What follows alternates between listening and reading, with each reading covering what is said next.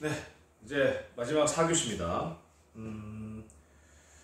원격 수업을 진행하면서 여러분들하고 온전하게 일본의 국권 침탈 과정에 대해서 이렇게 분위기를 에너지를 받지 못하고 하고 있는 상황이긴 하지만 충분하게 여러분들이 어떤 생각을 하고 있을지 가늠은 됩니다. 여러분들 그냥 보시면서 그냥 이런 일이 있었네 저런 일이 있었네 하지 마시고 감정도 필요해요. 역사 수업은 역사 사실만, 역사 사람의 행적만 보는 것이 아니라 그냥 머리로만 아는 게 아니고 우리 마음에도 그런 뭔가가 있어야 될 것 같습니다. 모든 사람들의 행동들이 합리적으로만 이루어지는 게 아니거든요. 뇌로만 이루어지는 게 아니거든요. 마음으로도 이루어지잖아요. 그 당시 사람들도 마음으로 그런 행동들을 했을 거고 반대로 여러분들도 머리와 마음을 함께 움직였으면 좋겠습니다. 자, 이번 시간에는 짤막하게 앞에 간도와 독도에 대한 얘기를 좀 하고요. 그 다음에 이런 국권 침탈에 대해서 한국인들이 어떻게 저항했는지에 대해서 한번 살펴보도록 하겠습니다. 이거는 간도와 독도는 교과서의 내용만 짤막하게 하도록 하겠습니다. 자, 우선 간도 들어보신 적은 아마 있으실 텐데 처음 들은 사람도 있을 거고 들어본 적은 있는 것 같은 사람도 정확하게 이 지역이 어딘지 잘 모를 수 있습니다. 자, 간도라고 하는 부분은 자, 우리 여기 이제 한반도가 있죠. 여기 조선이라 합시다. 조선. 자, 한반도. 그다음 여기 이제 요서, 요동입니다. 요동. 위쪽에는 만주예요. 델리 만주 나와 만주입니다. 나도 모르게 만주라고 했네요. 자, 이 지역에 요 사이에 있는 지역을 간도라고 합니다. 간도. 요 사이에 있는 지역. 한반도와 만주 사이에 있는 지역을 간도라고 표현합니다. 그래서 이때까지 역사과 구도나 아니면 교과서 보면 조선의 영토는 이렇게 압록강과 두만강을 경계를 하고 있지 않나요? 사실상 그렇죠. 사실상 그렇죠. 하지만 교과서 내용을 보시면 좀 생각이 달라질 수도 있습니다. 왜냐면 이게 합법적인지 비합법적인지 모르겠는데 조선이 간도에 의해서 영주권을 주장하기도 했거든요. 자, 그래서 교과서에 보시면 일단 간도라는 지역에 대한 내용이 나옵니다. 고구려 발해 등의 영토로 우리 민족이 고대 문화를 형성하던 활동하던 지역이었다. 자, 그런데 17세기 후반 이 시점은 언제냐면 정묘 병자호란이 터지고 우리가 조선이 청나라에 대해서 사대를 하던 그 시대를 이웁니다. 이제 청이 중국을 통일하던 시대였어요. 그래서 이제 자기 원래 지역이었던 이 만주를 출입 금지 지역을 만들어 버려요. 이 조상의 땅이라고 해서 함부로 들어오지 못하게. 자, 그런데 당시 조선은 이 간도를 자기 영유권, 확실한 영토까지는 아니더라도 어떻게 얘기하면 세력권이라고 아니면 또는 영향권이라고 생각했던 모양입니다. 자, 그래서 이 간도 지역을 생각하고 있었던 조선과 분쟁이 발생할 수밖에 없었어요. 교과서에 있습니다. 교과서 보세요. 따라오세요. 교과서 몇 페이지? 자, 교과서를 얘기할 것 같으면요. 페이지 얘기해 줄 거예요. 자, 교과서 페이지는요. 134페이지입니다. 134페이지. 자, 그래서 보시면 수업 이제 시작했네요. 자, 이거 따라오시면 돼요. 자, 그래서 분쟁이 발생했는데요. 이에 따라서 청나라도 이 분쟁을 해결할 필요가 있었다고 생각한 것 같습니다.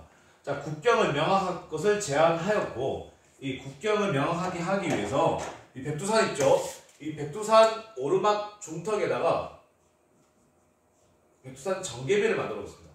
경계를 정한다. 경계를 정하는 비석이다. 이런 뜻으로 백두산 정계비를 그때 만듭니다. 근데 꼭대기는 못 만들어요. 조선의 힘이 약했기 때문에. 근데 이게 해석의 문제가 있었던 것 같습니다. 해석의 문제. 자, 여기 왼쪽에 보시면 백두산 정계비라고 되어 있는데 기록이 이렇게 되어 있어요. 자, 청나라는 주장을 이렇게 했습니다. 백두산 정계비의 동쪽 경계로 기록된 토문강이 지금 현재 두만강이라고 생각을 하고요. 두만강, 여기 두만강, 이 두만강이에요. 두만강 이렇게. 자, 근데 조선은요 토문강이라고 해서 이쪽 지역이라고 생각한 것 같아요. 이렇게 흐르는 강이 있어요. 이쪽으로 이렇게 흐르는 강이 있어요. 이게 토문강. 이쪽 아니냐라고 해서 간도가 어정쩡하게 조선하고 청나라에 걸리는 거예요. 그 두 나라의 의견에 따라서. 자, 그래서 더 분쟁이 더 발생합니다. 자, 근데 이 와중에 일단 정계비가 생겼고요. 자, 1800년대 후반에 관리들이 수탈에 피해서 많은 사람들이 간도를 이주하는 조선인들이 늘어납니다. 자, 이러한 상황에서 청이 중국인들의 간도 이주를 위해서 조선인들의 철수를 요구하는 상황도 생깁니다. 그래서 간도 영유권 분쟁이 또 문제가 생겨요.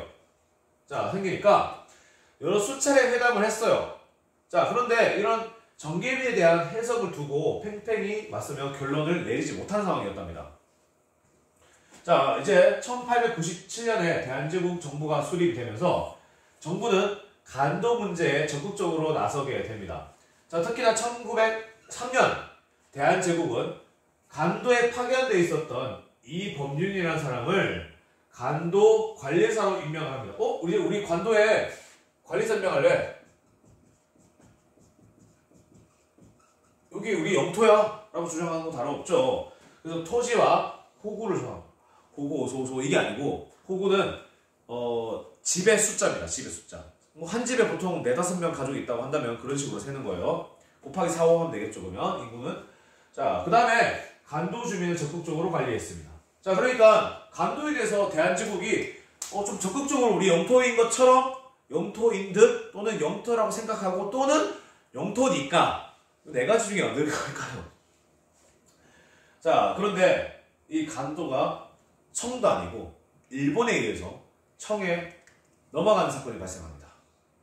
자, 문제는 을사늑약입니다. 모두 근원의 악이죠. 당시에 을사늑약 체결 이후입니다. 외교권이 어디로 강탈됐습니까? 일본으로 강탈됐죠. 자, 그러니까 일본이 근데 일단은 간도의 통감부에 팔출소를 뒀어요. 조선 통감부니까 여기에 팔출소를 둔다? 일단 일본도 간도를 조선의 영향권이라고 본 것 같긴 해요. 이참에 영토도 조선 영토라면 나중에 침탈하면 자기 영토가 될 수 있는지 생각했는지. 자, 또한 간도는 대한제국 영토이며 간도에 거주하는 한국인은 청정부에 세금을 낼 의무가 없다고 발표까지 했습니다. 아하, 일본이 간도를 최소한 대한제국의 세력권이라고 인정한 셈이군요. 자, 그런데 일본은 문제는 1909년이었습니다. 일본은 청과 간도 협약, 이 협약이 문제야. 하여튼 이 조약이 문제야. 하여튼. 자, 만주의 철도권, 만주에 철도가 있습니다. 이렇게 철도가 내려가요. 철도가. 이렇게 내려온 철도가 있어요. 남만주 철도, 서만주 철도, 동만주 철도 이런 식으로 철도가 있어요. 이 철도의 부설권을 얻는 대신에 간도를 청에게 넘겨줬습니다. 자, 간도를 청에 넘겨줬다. 원래 소유주한테 넘겨주나요? 아니죠. 아닌 사람한테 넘겨주는 거죠. 자, 이렇게 생각한다면 어떻게 또 보면 일단 백두산 정계비에 대한 해석은 청나라 말이 맞을 수도 있고 조선 말이 맞을 수도 있습니다. 근데 최소한 대한제국이 수립되면서 이 간도 지역에 대한 영유권을 계속 세력권을 확장하려고 했고 정하려고 했던 건 대한제국이 맞는 것 같습니다. 자, 일본 통감부도 여기 승인을 했던 것 같고요. 자, 그래서 어쨌든 간도 협약으로 1909년에 청나라에게 넘어가 버립니다. 만약에 그런데 외교권 행사했으니까 그렇겠죠. 만약에 을사늑약이 부당하고 불법적인 거라면 간도 협약은 어떻게 되는 걸까요? 잘 생각해 보시기 바랍니다. 자, 지우겠습니다.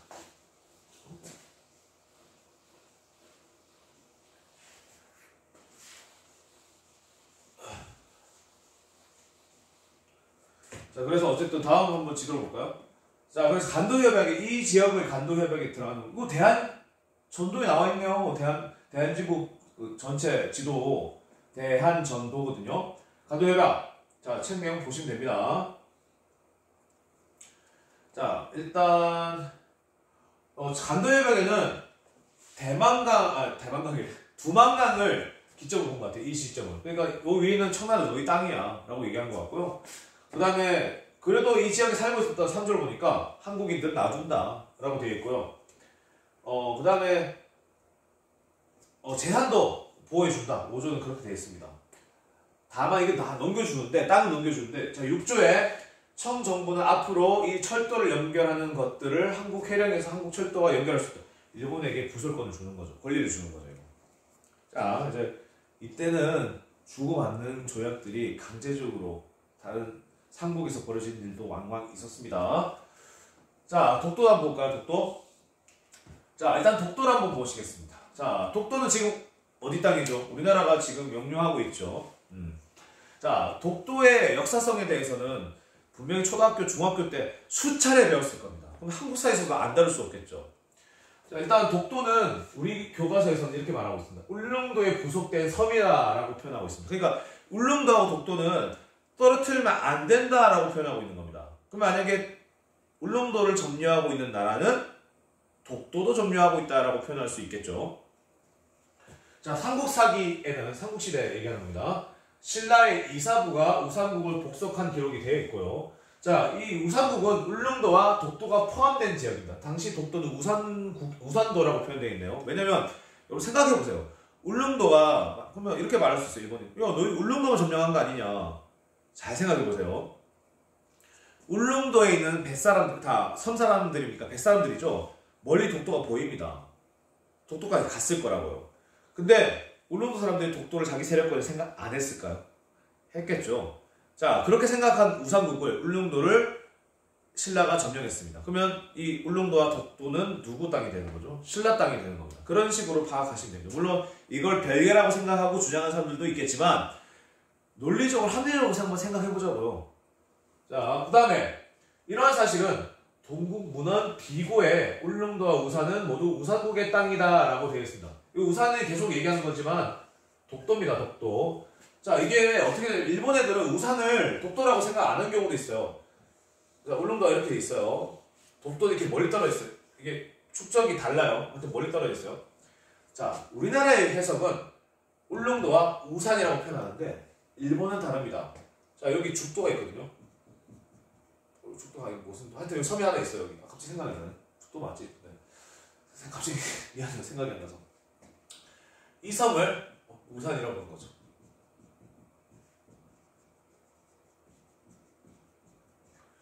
우리나라 주장은 독도다. 자, 요 간극이 있습니다. 그런데 한번 논리적으로 생각해볼까요? 붙어있잖아요. 굳이 얘기할 필요 있을까요? 울릉도 사람이 이 섬을 자기 세력이라고 생각하면 당연한 거 아니에요? 분리할 필요가 뭐 있어요? 자, 그 다음에 세종실록 지리제와 신증 동국 여지승남에도 독도 관련 기록이 전해지고요. 특히나 17세기에는 16세기 말이 1600년대 말이죠. 숙종된 숙종. 자, 숙종 때는 안용복이 울릉도와 독도 지역을 침범한 일본 어민들을 몰아내고 결국에는 일본에서 이게 조선 영토임을 확인받고 돌아왔다는 기록이 있습니다. 그러니까 일본 측은 자, 일본 측 예언도 한번 볼게요. 독도를 조선의 영토로 인정하고 있다는 것이 드러납니다. 자, 일단 특히 울릉도와 독도에 대해서 시마네현, 아까 나왔죠, 시마네현. 이거 처음 얘기하나요? 다른 수업 때 얘기했군요, 이게. 자, 1877년에 일본 정부에다 물어봅니다. 최고기관이었던 태정관에게 한번 물어봅니다. 이게 어느 나라 섬인가요? 자, 물어봤더니 태정관에서는 울릉도와 독도가 일본과의 관계는 없다라고 딱 내려줍니다. 그러니까 당시 독도라고 불리진 않았었어요. 당시 명칭이 있는데 이것만 봤을 때도 최소한 독도가 일본 땅이 아니란 걸 알 수가 있죠. 그리고 울릉도와 독도는 항상 묶여 있습니다. 항상 묶여 있어요. 이렇게 묶을 리는 없죠. 따로 딱 아니 다리가 놓여질 정도로 가까워요. 이렇게 떨어져 있을 때 묶는 게 의미가 있는 거죠. 이렇게 묶는 게 어디 이유가 있습니까? 자, 그러기다가 대한제국이 1897년에 성립이 됐는데 1900년에 대한제국은 대한제국 칙령 제41호를 반포합니다. 내용이 뭐냐? 울릉도를 울도로 개칭하고 이 관할 구역을요 울릉도하고 석도로 규정합니다. 자, 일본은 또 헛소리예요. 자, 이 주변에 있었던 섬 중에 하나다. 다리가 넣어질 정도로 가깝다니까요.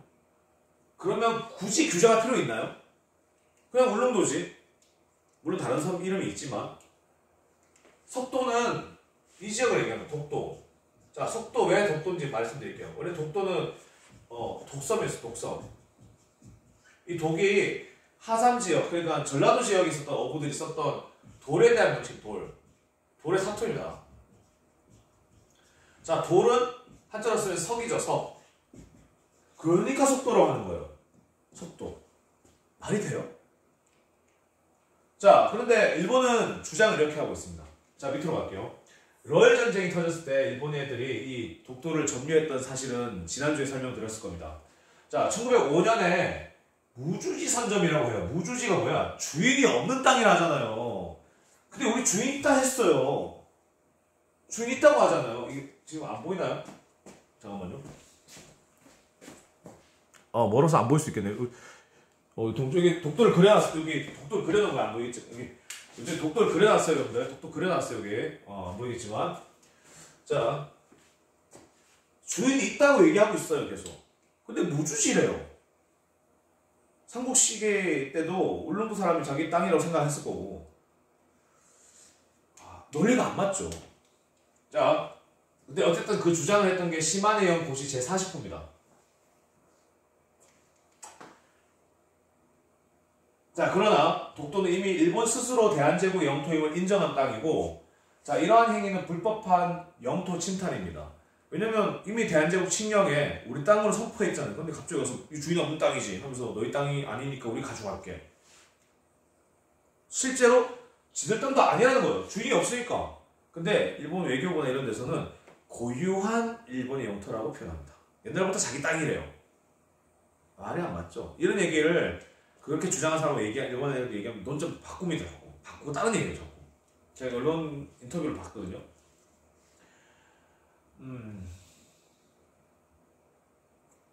자, 그래서 이후 일본은 1905년에 독도를 편입한 것은 원래 일본 영토인 독도 영유 이사를 재확인한 것으로 말을 바꿨는데, 이건 말이 안 되죠. 원래 우리 영토였는데 다시 확인한 무주지라면서요. 자, 기존의 주장과 모순되는 것으로 역사적으로 국제법적으로도 승인받을 수 없는 일이다 라고 되어 있습니다. 자, 우리나라에 독도의 날이 있습니다. 독도의 날은 10월 25일입니다.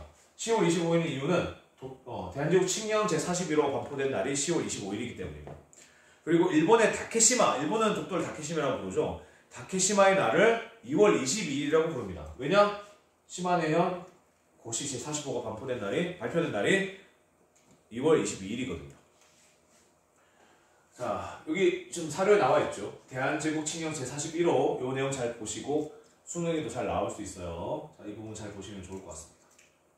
자, 그러면 독도와 간도는 요만큼 하고 넘어가겠습니다. 실제로 하고자 하는 수업 내용을 할게요.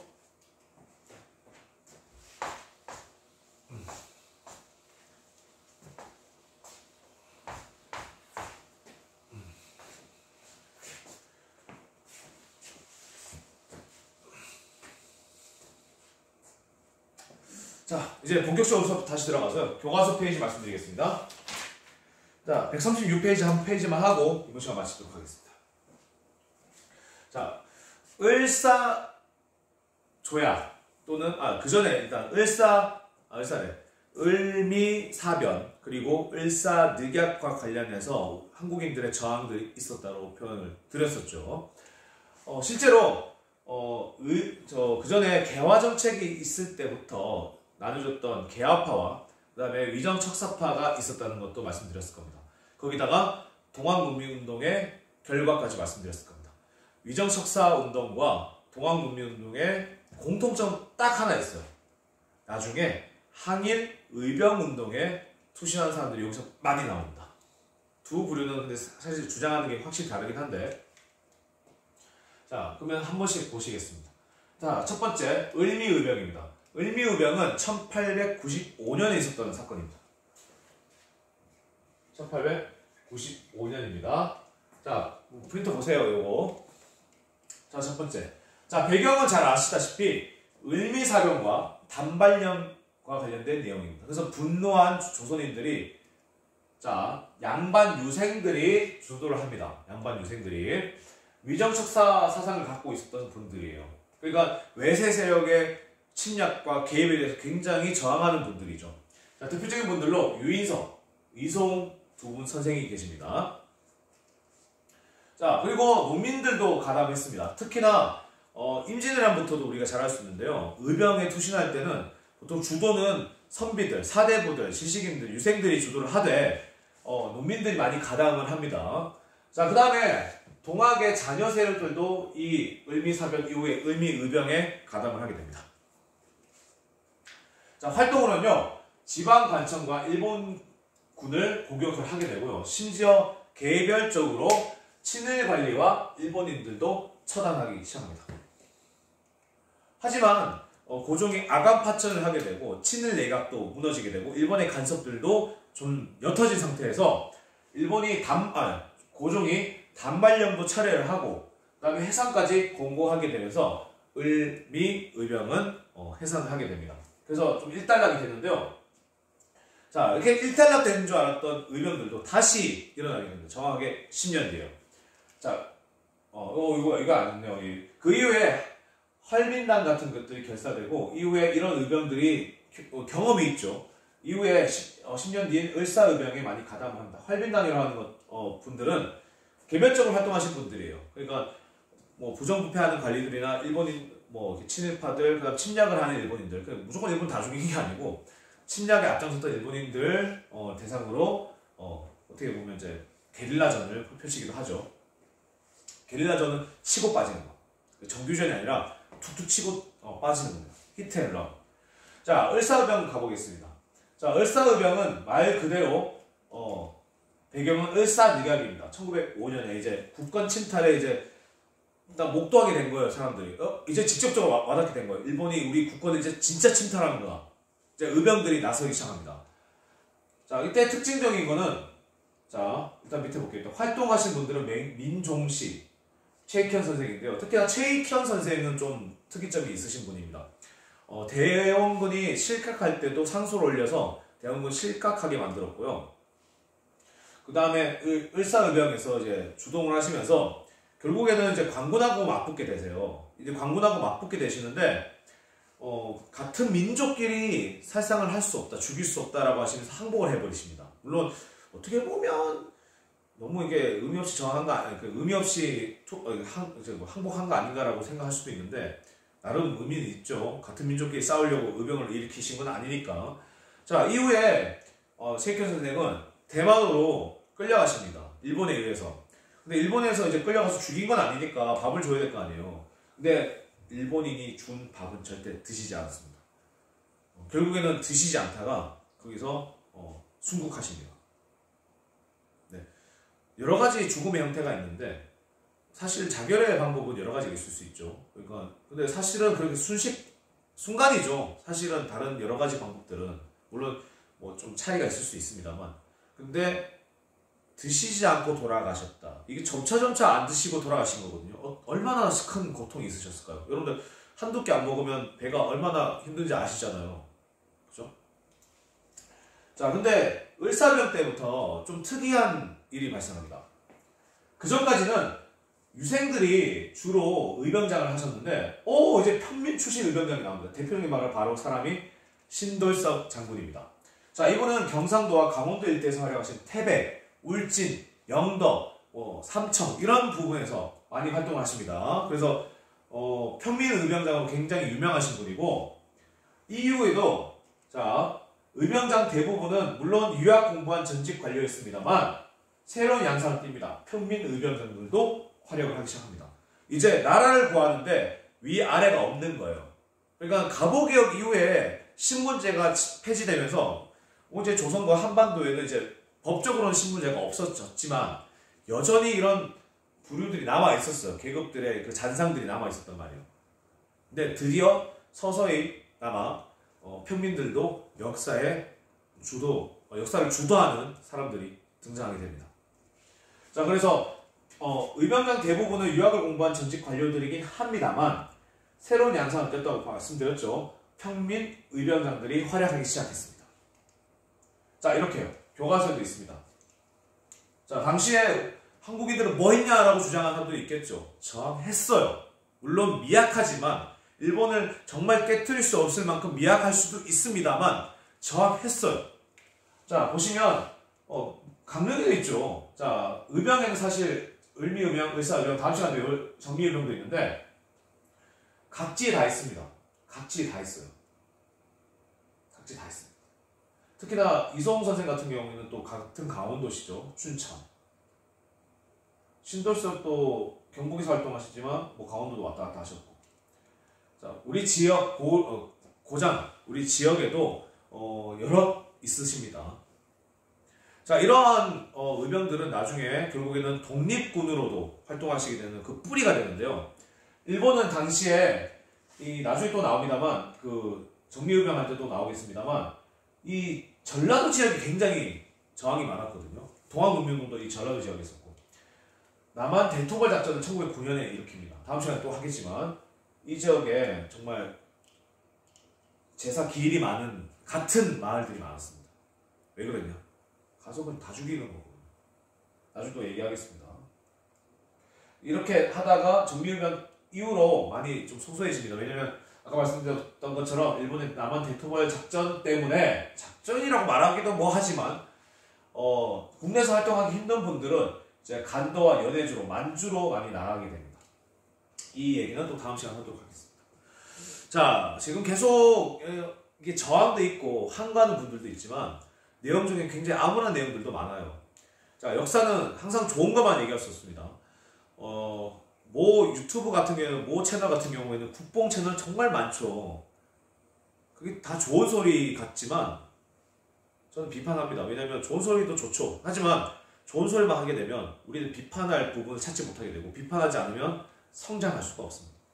역사도 마찬가지입니다. 역사도 기뻤던 때 뭐 한글 창제라든지 만주 뭐 정벌한 거라든지 여러 가지 기뻐할 수 있는 소식들도 많지만 우리가 못했던 부분도 있고 암울했던 시기도 있습니다.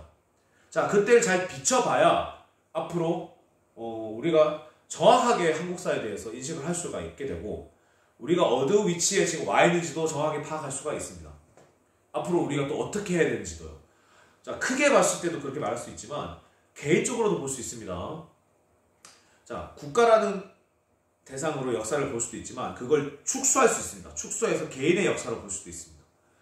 국가의 역사를 보는 것처럼 개인의 역사도 볼 수 있습니다. 물론 똑같은 양상을 볼 수 없어요. 다른 차이점이 있죠. 하지만 그런 부분을 우리가 비판을 해야 된다고 주장하죠. 그리고 암울했던 시기를 재조명해서 비판할 점 비판하고 당시에 극복하려고 노력했던 사람들도 얼마든지 있었다라는 것을 볼 수가 있습니다.